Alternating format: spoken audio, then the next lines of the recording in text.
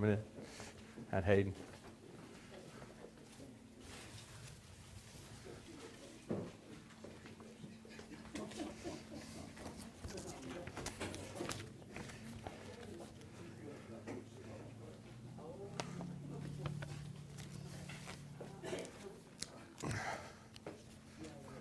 Let's do it. Good morning. Thanks for tuning in for Investment Insight on Facebook and YouTube, and appreciate you guys coming today. I don't know if you guys saw the inflation report came out this morning. I didn't have an opportunity to prepare the notes for today, but what they showed was the cost of consumer goods, hey Greta, had gone up more than expected, but they had revised, so it's called producer prices. So it's basically what a producer pays for a good. So obviously, if you're buying iron ore and you're turning iron ore into steel, you've got to pay something for the iron ore. So if the price of the iron ore goes up, the price of the steel typically goes up too. And so tomorrow, the Consumer Price Index, or CPI, and then the Producer Price Index, the PPI, those are two things that the Federal Reserve watches very closely before they make decisions. And that number, of course, came in higher than expected. But what's funny is they revised down the last 2 months. One thing that's very interesting about financial data is a lot of times we don't really know the data till maybe 6 months later because people are late on reporting stuff. What do you guys think the number one thing that's causing prices to go up is? Labor's a big part of it, Jimmy. That's probably the biggest broad thing. But there's one thing people pay money for that's going up the fastest. Food. It's not food. Petroleum. They actually don't consider food and oil in the numbers, so sorry. No. Housing. Kind of, but what part of housing would it be? It's rent. The number one thing that's going up is rent. As most landlords in America are slow to raise their rent. And so one of the biggest thing that is probably hurting inflation the most is labor prices and rent. So obviously, if you bring in a bunch of immigrants, that'll bring down the price of labor, but it also raises the price of rent because they're not building enough housing. And if you look at what's going on here in Manchester, with all these homes that have now they're starting now that TDEC has removed our restriction on the sewer, which is very fascinating, right? To my knowledge, they haven't really done anything to the sewer, but the TDEC restriction has been removed. And so probably the number one campaign issue for our local elections this year is going to be that sewer, because that's the number one thing hurting Manchester from growing right now. But as we look at all these homes with that Swanson home development that was announced, and if you go over Interstate Drive, all those homes being announced are definitely connected to a housing shortage. There's a lot of things going on there, but that's more local. Just a fun quote for today. Investing should be more like watching paint dry or watching grass grow. If you want excitement, take $800 and go to Las Vegas. Paul Samuelson. I went to Kentucky Derby, and of course I hate gambling, so I couldn't put any money down, but Susie sure enjoys it, but I hate it. So if you want to go do something like that, have some fun. But I had a couple of fun facts for today, and then what we're going to talk about is where's the market looking, and then obviously also to what's going on with interest rates. So I don't know if you guys is everybody familiar with a company called SpaceX? Okay, so SpaceX yesterday proposed they want to build a whole new launch facility at the Florida Kennedy Space Center. They want to build a facility that will let them do 44 launches a year of that really large rocket they're working on. This is the rocket that would go to Mars. They want to build a new facility to launch that thing 44 times a year, or basically once a week. If you're familiar with Elon Musk, what's made SpaceX such a genius idea is they launch the rocket up, right? And then it lands right where it launched. That's amazing. It is incredible. I mean, think about that, right?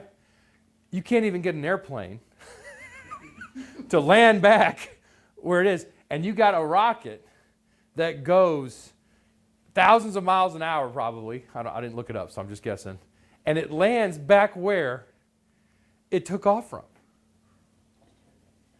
Now, what's so genius about that as an investor is you don't have to throw the rocket away.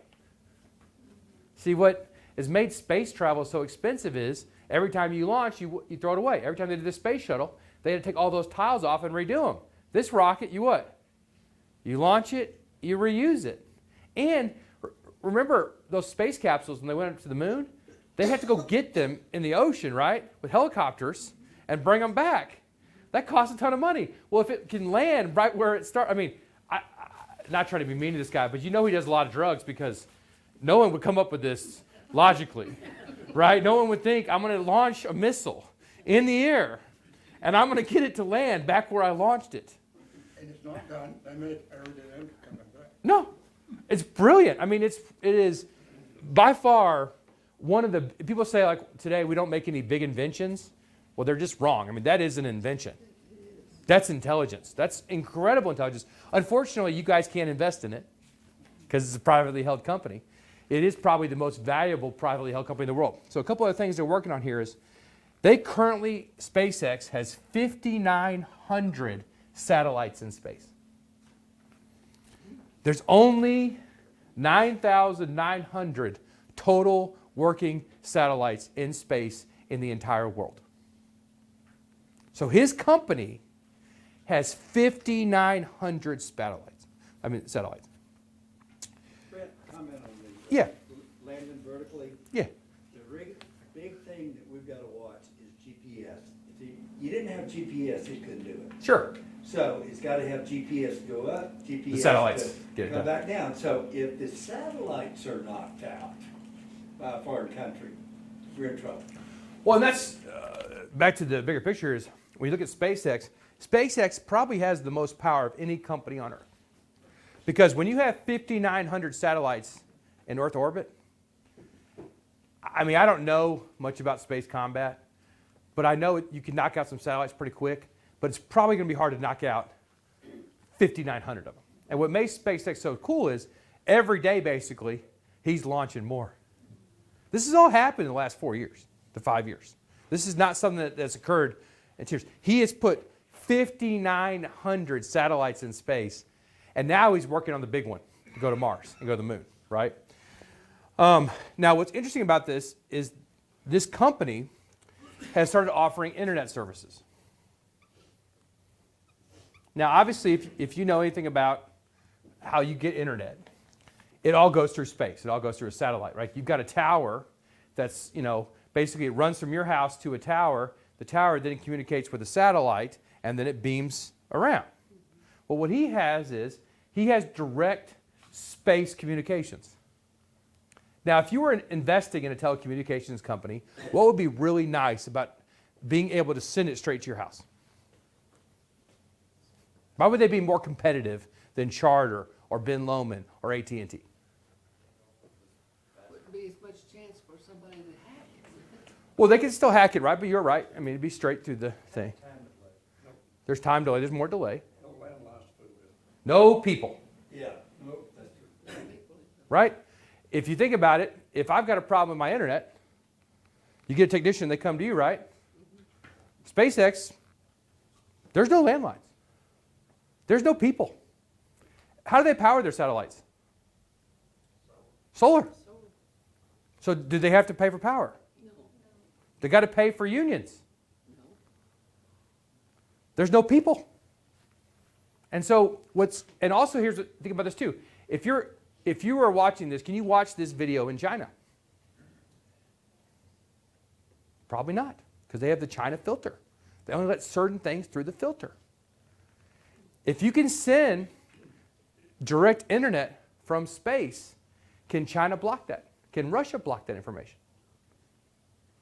Remember, if you guys are familiar with World War II, they had all these radio stations, right? And they would broadcast news across the line. Well, now, with your cell phone, I guarantee you they're working on transmitters where you're working straight with space. Now, what SpaceX just announced on January they just launched for the first time on January 2nd was cell phone service.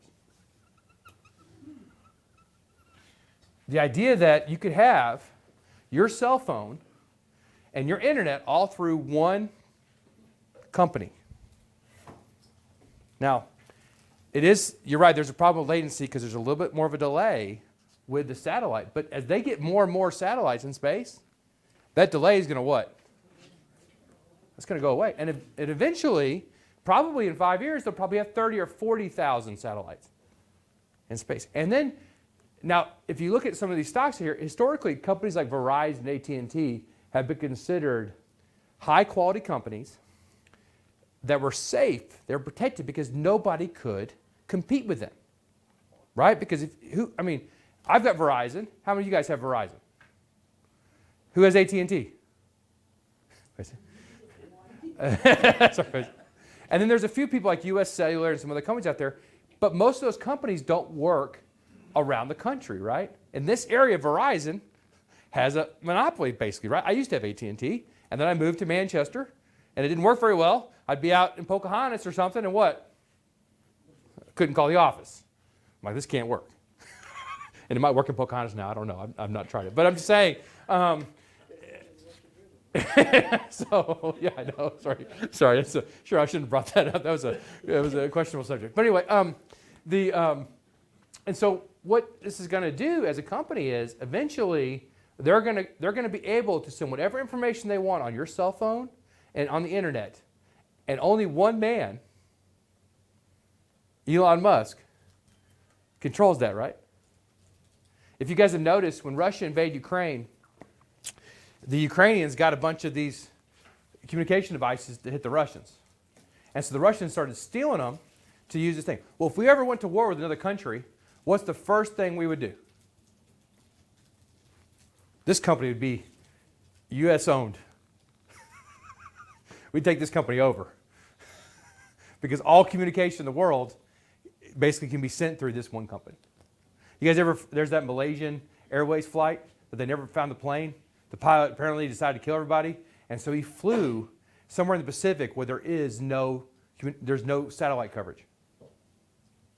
One of the things he's doing is he's making satellite coverage be the whole world.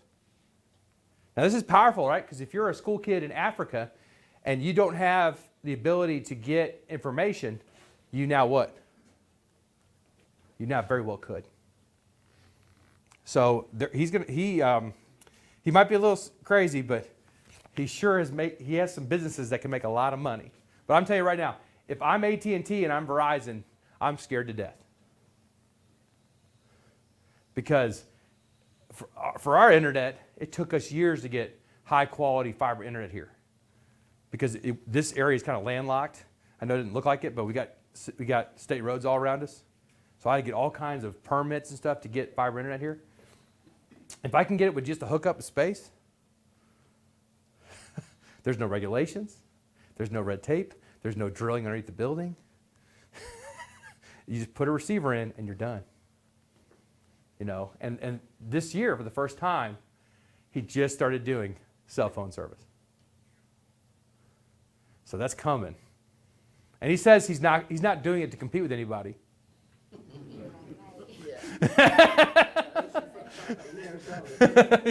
yeah. So, anyway, that's just something to be aware of. The other thing I thought was cool, if you guys, there's a big battle going on in our country and the world right now, and it's over microchips. If you guys, I didn't have time to get it really knocked out with Brian this morning, but if you want to do something, freak yourself out a little bit, go to YouTube, do artificial intelligence, and type in Morgan Freeman.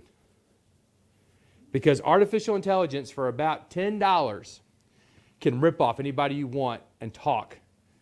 And rip off your face, rip off your voice, rip off everything for about $10. So one of the things, my dad's on the election commission in Warren County, and one of the things they did to the state workers is they showed a video of a hack where they sent a video out from the state of Tennessee, the Secretary of State, saying all voting machines have been hacked, all registration is gone. Please show up at the courthouse to re-register to vote today for the election. Because on this election, come November, there is a high probability that you will receive something that'll be like that, trying to scare people not to vote or changing the voting. So be aware, be cautious. If it's, there's a lot of people. We, at our office, are seeing so many more attacks of your accounts where people are trying to impersonate you and trying to get access to your money. The level of sophistication is going up. And remember, if they can, like right now this is being recorded. So what can they do? They can copy my voice. You can get a phone call from me, it's not me. And so that's something to be aware of. If somebody calls you, me saying, hey, I need you to send me some money, it's not real. Okay? And that's why it's good to, it's sometimes not bad to physically come into a building and sign a form. I know that's not convenient anymore, but it might be necessary in the future. It's a lot safer. And so we do have controls in place, which I won't go over because it's being recorded. But one of the things that right now is the global chip battle. So obviously everybody sees this new front. I mean, what are the stocks that made the most money last year? You guys know? Can you name one of them? No, it wasn't communicate. It was kind of, but not really. They're chip companies. NVIDIA, ARM, these companies that make artificial intelligence chips. Because everybody is trying to bring that into their business. Okay? NVIDIA went up 1,000% last year. That is the 5th or 4th largest company in the United States. And that all happened what? Last year. That's a crazy amount of growth for a company. They make a 3 nanometer chip, which it's not even that big, 3 nanometers. Nanometer. Yeah, 3 inches, anyway. Yeah, you can't see it. So Intel just announced their new factory, they're going to make 2 nanometer chips. Now what's interesting is right now, if you look at this article from McKinsey Hawkins, Ian King, Jillian Deutsch, Yokashi Nohara, and Wang Gao, the U.S. and European Union have now funneled $81 billion of your money through governments to subsidize the next generation of semiconductors and chips. This is the first wave of close to $380 billion that that the government has earmarked to subsidize companies that make microchips. By the way, what percentage of the high-end microchips are made in the United States? What do you guys think? 0. None. None of them are made here. So one of the good things about COVID is it showed that we cannot count on somebody else for our supply chain. If you want medicine, if you want microchips, if you want to get stuff done, you've got to have it made close to home. Okay? And so if we're looking at, think about like everything, Mark over there recently got a Tesla, and we were talking about church, and like one of the cool things about Tesla is it'll kind of brake for you. And he was explaining the motor, like one of the things it does to charge is as you're braking, it starts charging itself. That's really cool, guys. The fact that you're not wasting that energy. And of course, Quasi, you got your Tesla, you've had your Tesla for a while. And so, but those are all done based on microchips and technology. That's not something that's easy to do. My washing machine, whenever it stops, it starts singing, right? And so the singing washing machine, that's all done by a microchip. My car, thankfully, drives itself. So I don't, I'm reading the market or watching something when I'm driving. Like this morning, I was looking at something on the CPI report when I shouldn't have been driving, and I almost turned into a ditch, but the car just corrected, which I'm thankful for, which is bad and good, right? Because I'm getting used to it. But that's all done through microchips. And so right now, China has more semiconductor plants being constructed than the rest of the world combined. And so they're trying to, so one of the things that Biden has done is he recently just announced, of course, he's going to do some tariffs on China, but he's also not letting them buy microchips. You know, it's funny, both Trump and Biden agree on one thing. They're both anti-China right now. You know, if you want to find bipartisanship in America, that's the one issue where you see bipartisanship. It's on the economics. But semiconductors are the one thing. And so the Pentagon, of course, is saying that Beijing could invade Taiwan by 2027. And if they don't make any of those chips here, they make most of them in. 90% of the high-end chips are made in a small town, in one small town in Taiwan. Now think about that, right? That is stupid. One town makes 90% of all the high-end microchips for the entire world. That is absolutely nuts, right? And so what the U.S. is doing is, by spending all this money, is they're hoping that by the end of this decade, by 2030, that in America we'll make 20 to 28% of the high-end chips. It's funny though, everybody, there's a company called ASML. Have you guys ever heard of this company before? What's that? They make stuff for Tesla, but ASML, they are the smartest company on earth. They make all the equipment that makes the chips. And they're based in the Netherlands. And if you guys didn't know this, they are 20% of the Dutch stock market. One company. They just threatened to leave the Netherlands a month ago. Why did they threaten to leave? They want to go to France, but taxes are higher. Oh, taxes are higher. The Dutch will not let them bring in immigrants that know how to make the machines. Because a lot of those people are in the country of. And so they said, if you don't change your immigration policy and you don't allow us to bring in people that know how to do this stuff, we're going to move to France. The number one problem the United States has is our immigration policy. Because you won't let the people that know how to make the chips come into the country. And by the way, I just told you a nanometer was 3 inches. So you know I can't make them. So you have to have people that know how to do this. Right? And that's the number one thing for businesses. Because businesses don't care. They just want to make money. That's all they exist for. And so ASML is the company. So they accidentally or intentionally, they sent a bunch of those machines to China. And so Huawei, or I'm probably saying it wrong, they were able to make a very high quality cell phone because they actually sent them the equipment. But all the equipment that makes your iPhone, all the equipment that makes all that high-end chips is all made by this Dutch company. And so, back in, before 2000, all this stuff was made in the United States. And it was cheaper to export it and be made somewhere else. And then Taiwan made the decision, they're like, well, hey, if we make all of our chips, if we make all the high-end chips in the world in a little town in Taiwan, nobody's going to ever let us get invaded.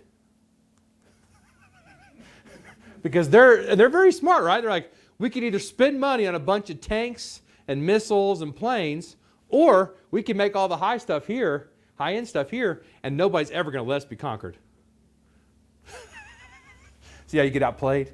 That's how U.S. military troops are guarding a country we may not care about because of this right here.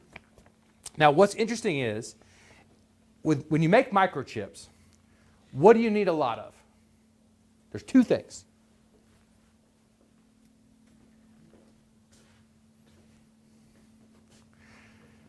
What do you guys think? What's that? What? Well, it is using, but it's two main things that you really need a lot of. It's natural stuff that, yeah. Because if you think about a microchip, it's got a wafer, right? And it's made out of metal, which means it's really, really hot. And you got to what? cool it down. So I grew up in St. Louis, well, suburbs, and I grew up, my house, I was born a mile from the Missouri River. So one of the wafer companies that makes microchips is based right there. They used to use 70% of all the water for St. Charles County in one factory. 1 million people lived in this county where I grew up. And 70% of the water went to one factory. So a place like Taiwan, where you get seasonal rains and you get a lot of water, is very good to make microchips. A place like Arizona is not. Guess where we're building our new ones? Arizona. People in Arizona, actually, the government of Arizona said that they would give water to the new TSMC factory in Arizona over the people to drink if it came down to it. Now that'll be an issue. Are they having problems? Is that part of the Colorado? Yeah. Oh, yeah. Yeah. I mean, people aren't supposed to live there. It's a desert. And then what's the other thing you need besides water? Lots and lots of electricity. You know, so just to give you an example, right now, the current factories being built in the United States for Intel, TSMC, Samsung, and Micron, just those 4 companies alone, will use more power, twice as much power as the city of Seattle. So if you haven't thought about getting a generator for your house, you may want to think about it. Because if you know one thing about our country is we're not building a lot of power plants. And we need a lot of power. Because if you want to make this stuff here, you need water and you need power. Which is why, you know, if you look at the mega site out here in Manchester, what do we have a lot of stuff in Tennessee? We have a lot of water and we have cheap. So are they coming to Manchester because they really love Manchester history? Or are they coming here because we have lots of water and cheap power? But the problem is, when they all start coming here, what's the price of power going to do? What's the price of water going to do? So just be thinking about that, because if you're in local politics, you know, like Jimmy over there who's on the county commission, if you want to harass Jimmy, those are the 2 things. Like, what are you going to do about it, right? What are you going to do? He's not in the city of Manchester. I'm just harassing Jimmy. But if you're in the city of Manchester, what are you going to do about my water and my sewer? And what about, you know, you can't control the power, but that's the question to ask TVA, right? What are you guys going to do? Because you go put 5 major chip factories over here, all of a sudden we don't have enough water and probably don't have enough power. Now, obviously, if you guys didn't know this, there's this little place called Arnold Air Force Base. And they're a direct TVA customer. So what that means is TVA built power lines straight there. So I'm sure what industry is thinking is they normally test at night. Why do they test at night? It's cheaper because, you know, you're not using as much power. So these factories are probably thinking we could run off those lines during the day. But that base out there can use as much power as Chattanooga, I've been told, at night. So that is the reason why this Manchester is a great location for growth, is all that infrastructure is already here. And that's a lot of money. Okay, so, and also as an investor, what kind of investments, if you don't want to invest in microchips, what could be an area of the market that's probably going to perform pretty well the next 20, 30 years? Land. Well, yeah, sure. But what else? Probably utilities, right? They're building them. Utilities are the car washes would be in trouble if water costs more. Phil, I didn't think about that. Sorry, I'm slow. Utilities are probably going to see a lot of growth because all these utility companies are not really used to growing power because our power grid hasn't really grown much in 30 years. You start moving all these factories here. You start building factories that use the power of Seattle. You're going to have to power that stuff. You're going to start building nuclear power plants. You're going to start building stuff that can power these things. You're going to start building transmission lines. You know? And like today, solar power is not a great deal, right? Because it's cloudy. So you're going to need something that works all the time. That's oddly enough, that's why the winter has become peak power, not the summer. It used to be the summer. Now the winter is. Because, you're using more power when it's cold. It didn't used to be that way because we had a different power grid. So, but there's going to be a lot of investment opportunities around this because as these events unfold, there's a ton of money being spent on these things. And this is also contributing to inflation, right? Because when you build all these new factories, when you buy all this new land, Ken, and you do all this stuff, that means there's more demand. When there's more demand, the prices go up. But this is a huge opportunity. Imagine if we take COVID and we take all the bad stuff that happened there and you say, you rebuild all that infrastructure right here close to home. That event can't be as bad going forward. See, every time there's a crisis, we learn something new from it. And that's good for business. It's good for the country. And after 9/11, right? You guys remember when the terrorists blew up 9/11? The stock market was closed for a week. Why was it closed for a week? Well, the backup data center for Wall Street was next to the World Trade Center. And because they closed Manhattan and they wouldn't let anybody in, they couldn't turn it on. So President Bush passed the law. Okay, now we're going to build our backup data centers 300 miles away from our primary in case they had used a hydrogen bomb. It never would have reopened. And then they started going to North Carolina because North Carolina is 300 miles away from New York City. It's funny how people always want to move 300 miles. Why didn't they go further? Just as close as we can. So Charlotte has become a major city because of that law. Go ahead, Brett. But really, the United States has no choice but to start building the chip because they've come up with fighter jets that, fly with themselves. And if you got all these chips and stuff that make them go and build somewhere else, you got in a war, these people's got control of it, guess what they can do? Cut them off. I mean, the plane is going to go down. Well, see, that's the funny part about when you look at the government, the way they spend money is they spend all these money on aircraft carriers. And it's such a waste of money because they're fighting World War II. I mean, if you look at the Ukraine-Russia war and you look at what's going on in Israel, it's these, in Russia and Ukraine, it's these unmanned drones. We actually, the Iranians, we lost a drone to a militia group in Iraq. The Iranians took it back to Iran, re-engineered it, and they are now building factories in at least 5 other countries to take our drone technology and sell it to the Russians. And it's basically, it's a small drone comes in, it's a suicide drone, and just blows up.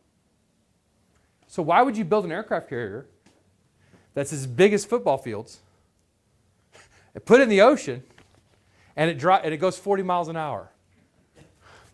Think about that, right? I mean, that's a terrible decision. Because if there's a real war, every person on that boat's going to die. Because all they're going to have to do is take about 1,000 of those drones and attack it, and there's nothing you're going to be able to do. It's too big a target. And so every time you go to war, you realize, remember in World War II, they thought battleships were what they were. So the Japanese, when they invaded, Pearl Harbor, they were all hidden the battleships, which we didn't even really use. That's why we didn't lose the war, because they were hitting the wrong thing. They had a big oil tank on top of the hill that was all the oil for the Pacific Fleet. It was in one tank. They didn't shoot that. If they would have blown that one tank up, we would not have had any fuel for the Pacific Fleet for like 6 months. They kept hitting the battleships. Act of God. Because that was what the battle was, aircraft carriers.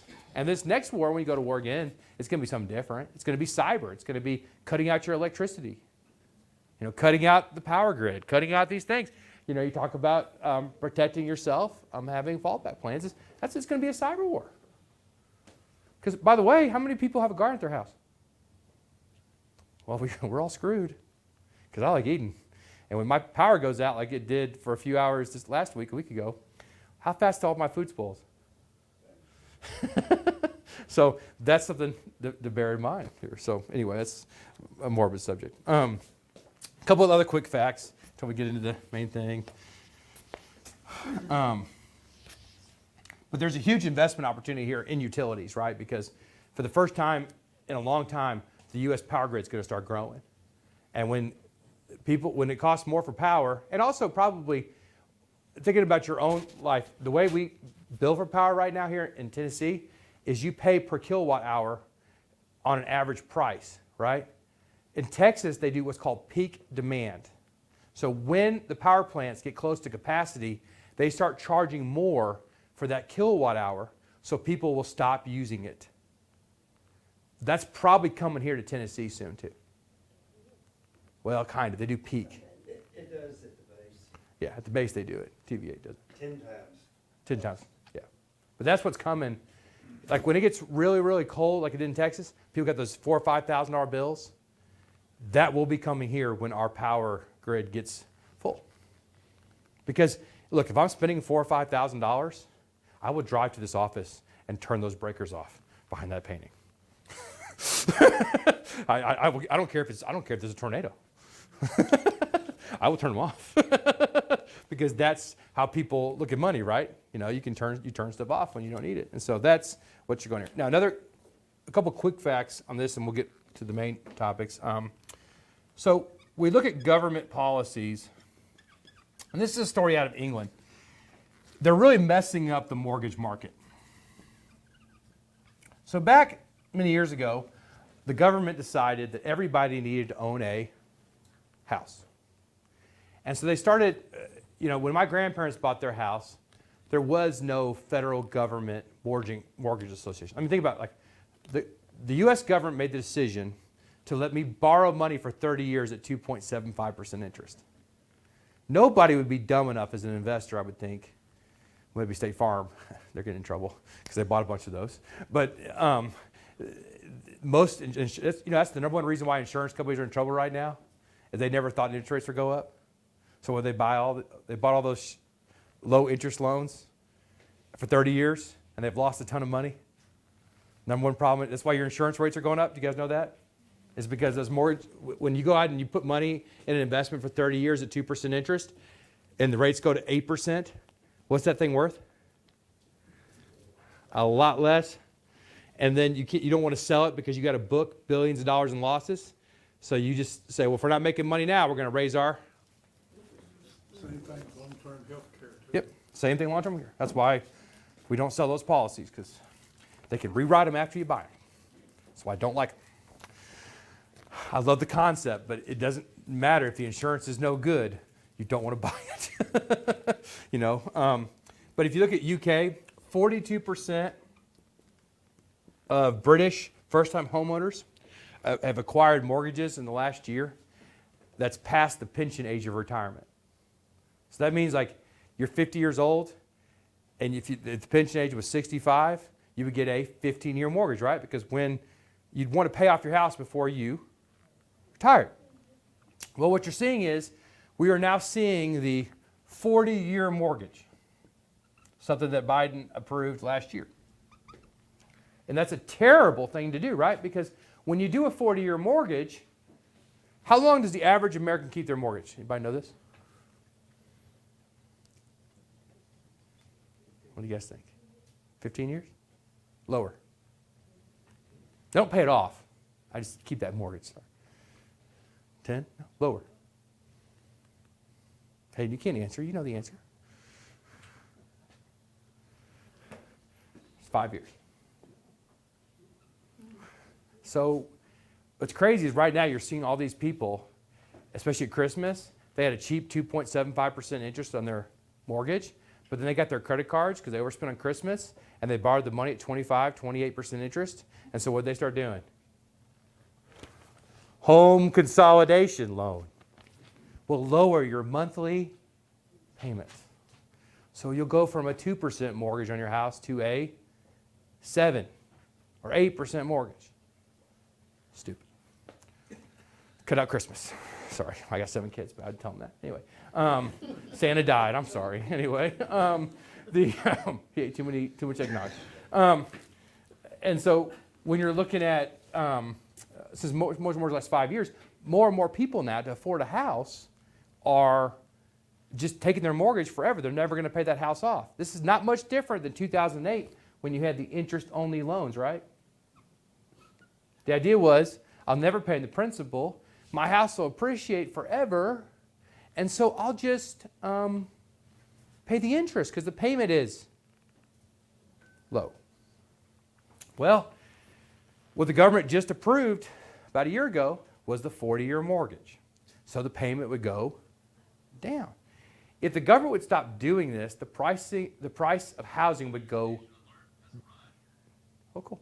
The price of housing would go down. Why do you guys think? Why would the price of houses go down? Let's talk about cars, right? All the car companies are in recession right now. They're all struggling. Don't believe me? Ask someone that works at Nissan. Okay? Why are the car companies struggling?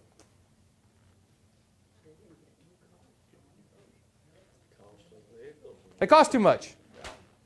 Right? So people aren't buying brand new $100,000 SUVs. They're buying smaller cars because they can afford the payment. So what's happening is, if you look at Tesla, what has Tesla done almost every month? They've lowered the price of their car. You know, now a Tesla, how much was your Tesla, Mark? $49,000. So that same car was probably $75,000 a year ago. Because if people can't afford to buy them, what's the price going to do?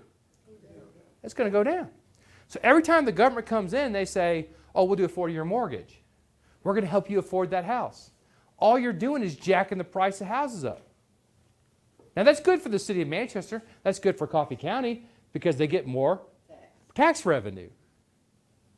But is that really good for my 6-year-old who's eventually going to want to buy a house? No, it's not. Because she's not going to be able to afford it unless she makes a ton of money.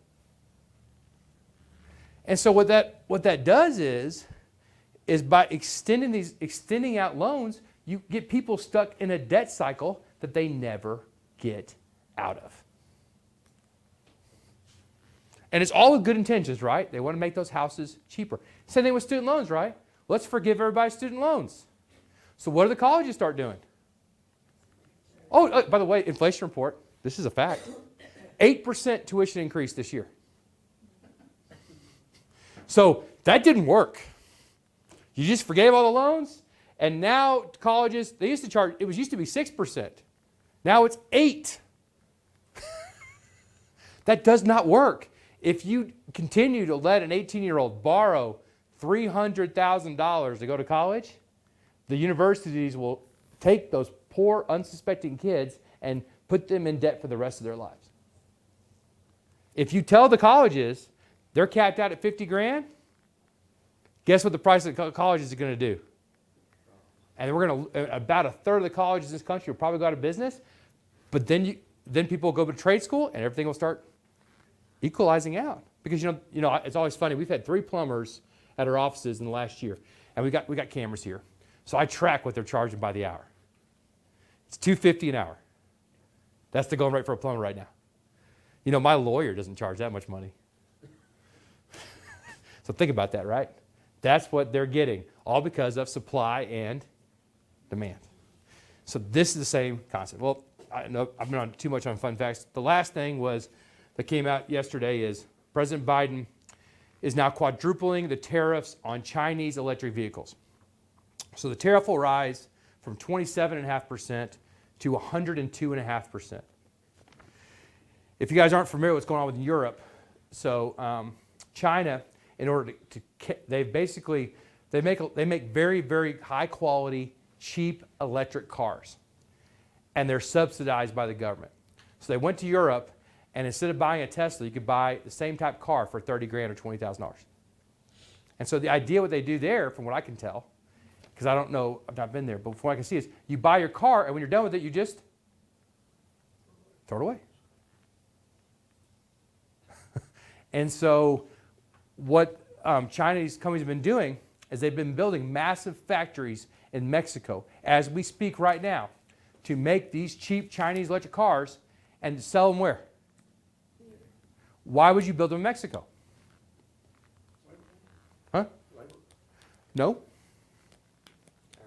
The tariff will not apply. if you're familiar with President Trump as president, he passed NAFTA 2, which allowed, as long as a percentage of those cars were made in America, you can make it in Mexico, you can make it in Canada, you can make it there, and there'd be basically no tariffs. So all those Chinese companies are getting smart, right? They're putting all their factories in Mexico so they can import them here. The question is going to be, they just put a tariff on them. I think they're probably not as smart as those companies are, because those Chinese companies knew this was coming, so they're starting to build those cars in, which means in the next year or so, you're going to see a bunch of $15,000 to $20,000 electric cars that are high quality, and Ford Motor Company, who sells an $80,000, $90,000 or $100,000 electric truck, is going to try to compete with a $20,000 electric car.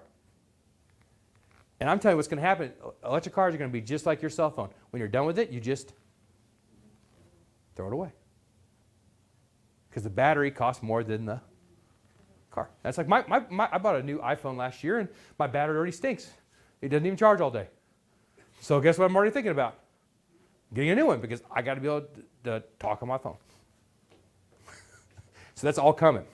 They're also doing this on solar panels. And of course, this is the big political argument, is he passed a 102% tariff, and Trump said the next day, well, why didn't he do 200%? So anyway, but what you're going to see is, in this political cycle, they're both going to be arguing on who can tax the Chinese more, and the Chinese businesses are being smarter. They're just going to Mexico and building them there. So when they say this stuff politically, just know it's kind of crap, because you got to change the law of Mexico if you want to make that work. Anyway, just my opinion. Sorry, not picking on politics. But what's interesting is, this is also happening in Europe. So the Europeans are now passing similar laws against China. And so for the first time in a long time, the Germans actually bought more stuff from us than they did from China last month. Now, that's also because there's this little thing called natural gas. You guys ever heard of that? They weren't buying that from the Russians. Now they're buying it from us.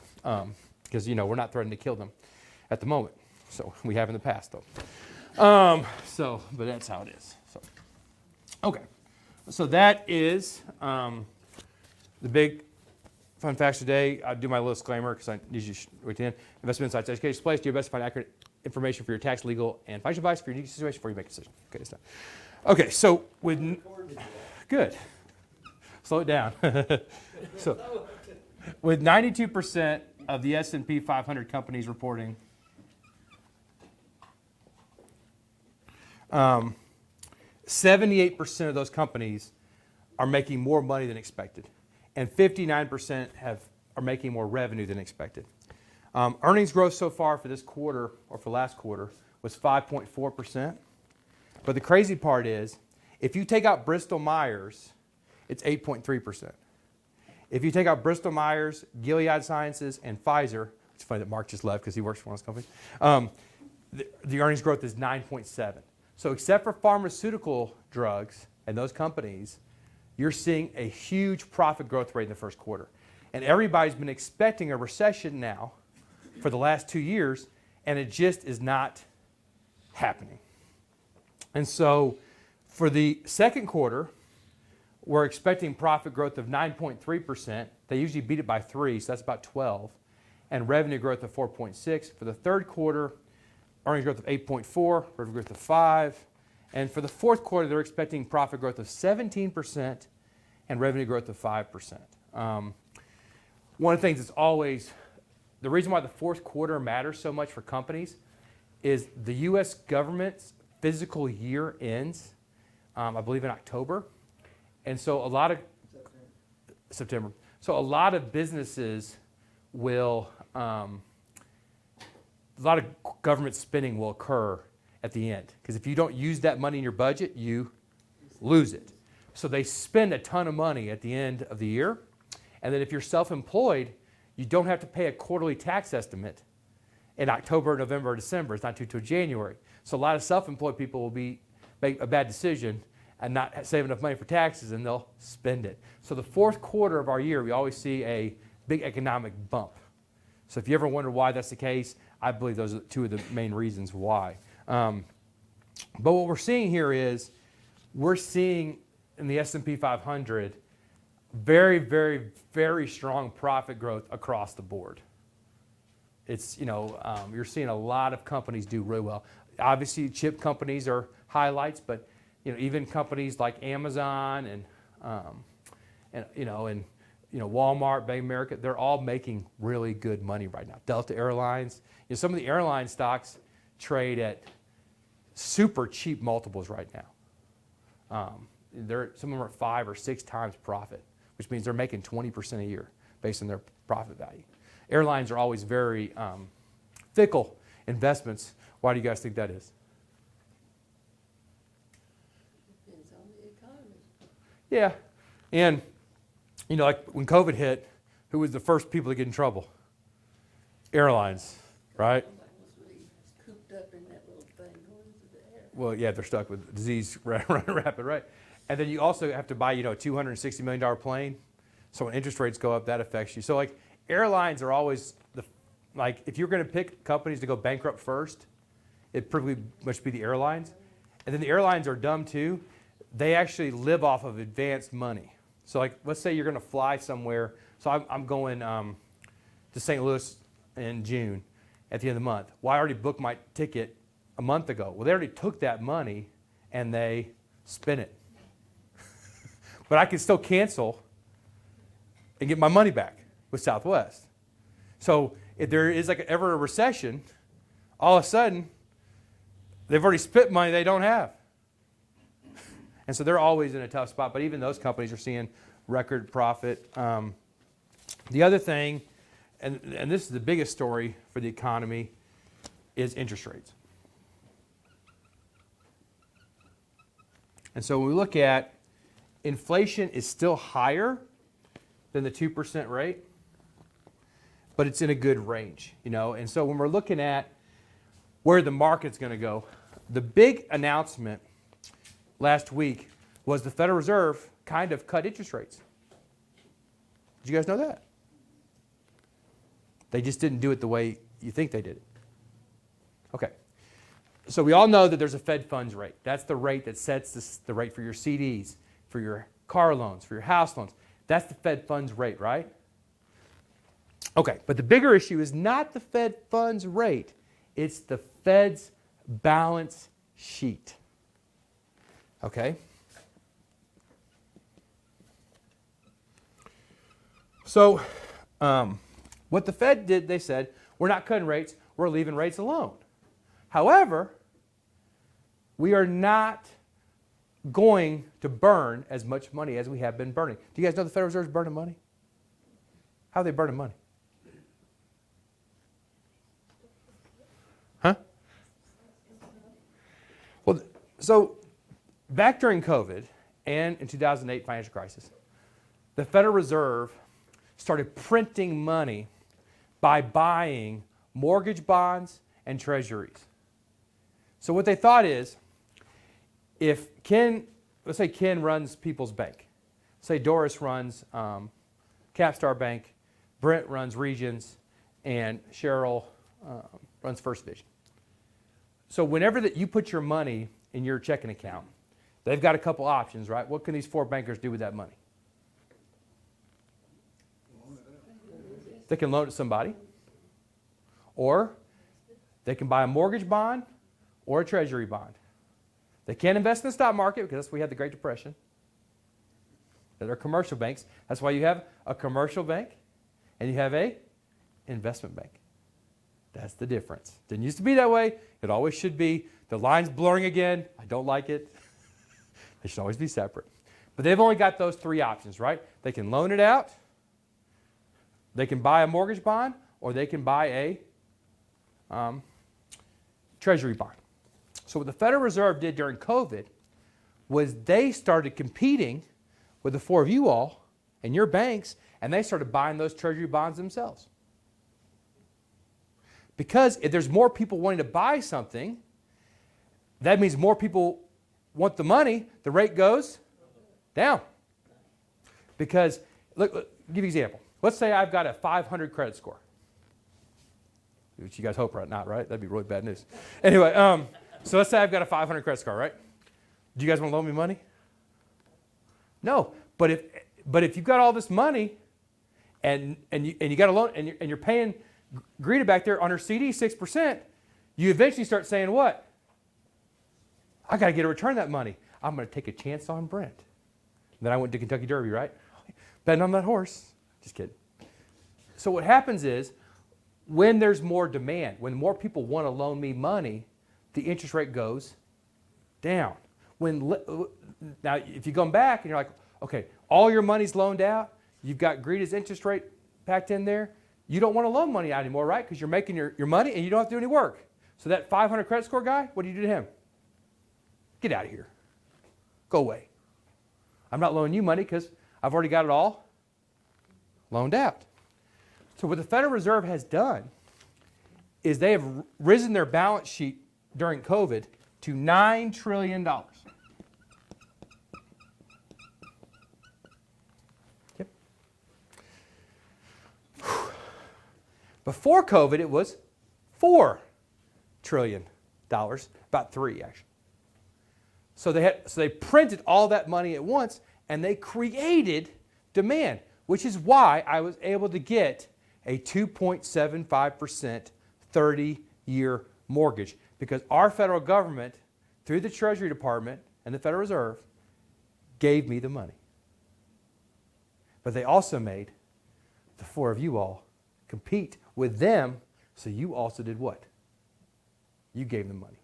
And if you're State Farm, if you're Allstate, if you're any insurance agency, they buy Treasury bonds because they're considered safe, secure, and they're insurance companies. So they're in the business of what? Insuring money. So if you're insuring money, what are you going to buy? Something that's insured. And so what they did, of course, is all those insurance companies bought those same bonds. And now we have the situation we're in now. So back when, now what of course, what this does, of course, is this causes inflation to do what? When you print $5 trillion, what's the value of your money going to do? So what do they decide that they want? They don't like that, right? Because inflation is going out of control. So what do they start doing? Well, we know the average American pays off his house every 5 years. And so what do? Well, when they pay it off, we'll just pull that money out of circulation. We'll burn it. We'll get rid of that money. And so the Federal Reserve has lowered that over the last 2 years, $7.5 trillion. They have burned $1.5 trillion. And what they announced last week, or 2 weeks ago, sorry, 1st of May, was they were burning $60 billion a month in treasuries, and now they're only going to burn $25 billion a month. This is a big move, because this basically means they're keeping $35 billion more a month in the economy than what it is. This is inflationary. To me, this is stupid, and I'll tell you why. But when I told you guys back at the beginning of the year that they'll probably start cutting rates around May, what did they just do? They just cut rates. And that's why the stock market has had such a good 2 weeks, is because even though they didn't cut the short-term rate, they stopped burning as much money, which means they have now are almost back to printing money again. Okay? Now, of course, this is good short-term for the economy because it will lead to home prices, stock market, and re-election chances for somebody going up. Because most of the time, if you feel good about your money, you vote to keep the person in office. Doesn't matter what party it is. That's what you're looking at. Okay. Now, why this matters so much, of course, is let's talk about this versus Fed funds rate. So let's say Jimmy back there, he has some money in a CD at a bank. Let's say he's getting paid 5% interest. Well, Jimmy was getting paid 0% interest. And so I'm borrowing the money from Jimmy. So let's say I'm paying 8% interest. So that bank is now making what? Bank's making 3%. I'm paying out 8. Jimmy's getting 5. So what is the natural course of events when all this occurs? Well, Jimmy gets 5%. Jimmy can do what with his interest? He can spend it. He can put it back in the bank, make more money. The bank is making 3% profit. They were making 2% before. They can take their profits and give it to the shareholders. They can build fancy new buildings. If you want to go, just drive through McMinnville. They're building all these new bank buildings. It's super exciting. So good for their shareholders. But for me, right, because I was borrowing money, let's say 5%, now I'm borrowing 8, I've got to reduce my spending because I'm paying 3% more interest. So when the Fed raises rates, in the short term, there's a pretty good, there's some new economic theories coming out there, and they say, well, yeah, in the short term, because it causes uncertainty, it can cause inflation to go down. But it may not help as much in the long term because once Jimmy got more money on his CD, once that bank raised that interest rate on that loan, all they did was move money from me to him. And that does help a little bit because most of the time when people have money in their bank accounts, they tend to save their money. They tend not to be spenders. So they tend to put it back in the bank and they tend not to spend it. So that does reduce inflation. But does it, if Jimmy spends all that money, it doesn't reduce inflation because all it really does is move the money from me to him. It does raise taxes though, because when you get paid more interest, you pay more taxes. Okay, the next part of this is so there's a very good chance that with the Federal Reserve, what they're doing is not having as much of an effect as they wish. Because anytime they mess with this rate, it doesn't matter as much as this right here. If they start burning money and pulling money out of the system, that means the value of the money goes up. If the value of the dollar goes up, that means when you pay for gasoline, when you pay for stuff, it costs less, which means inflation goes down. When you buy that lumber from Canada, because we cut all our trees down, it's cheaper because the Canadian dollar is weaker. Then the price of houses gets cheaper. And so it's funny because the Federal Reserve is so focused, and all the news media is focused on this right here. But probably the most important thing is actually going to be this right here. And that's what the stock market's looking at. Because Jerome Powell, he's speaking today. He's probably causing all kinds of hell, pardon my language, because that's what he normally does. But ultimately, this is what matters the most to us as investors because the balance sheet is what matters. And so if you want to get reelected and you want to keep your job, you want the economy looking good. Well, all you got to do is stop burning money. The price of houses goes up. You know, people get some more wage increases. It all is inflationary. Now, and that's the big story. Does this make sense from an economic perspective? Does it logically make sense to you all on how that works with the balance sheet? I know it's kind of a little more advanced topic. The biggest issue here is that's what the Federal Reserve is doing. Now, as we have seen U.S. companies do not care what they charge for a good. They just want to make money. So, as you saw with McDonald's last month, whenever they raised the minimum wage to $20 an hour, McDonald's hamburgers went up.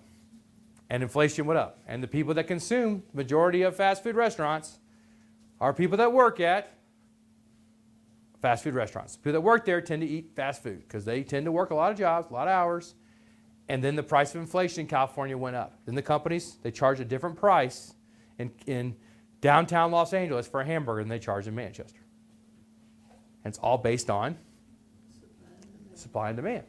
And the same thing works here with the Fed balance sheet. And the biggest thing for investors, of course, is whenever this balance sheet gets bigger, the stock market gets more valuable because more money goes into the stock market. And as we saw, in this last quarter, yes, companies are making about 10% more money.